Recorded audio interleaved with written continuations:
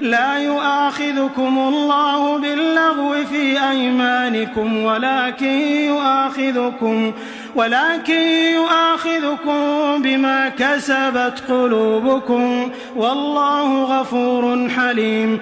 للذين يؤلون من نسائهم تربص 4 أشهر فإن فاءوا فإن الله غفور رحيم وإن عزموا الطلاق فإن الله سميع عليم.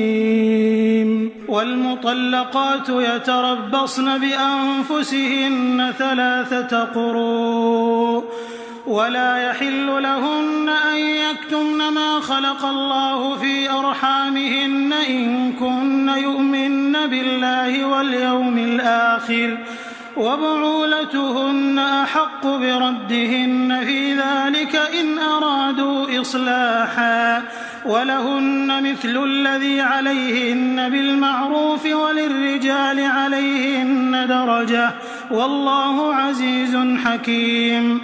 الطلاق 2 فإمساك بمعروف أو تسريح بإحسان ولا يحل لكم أن تأخذوا مما آتيتموهن شيئا إلا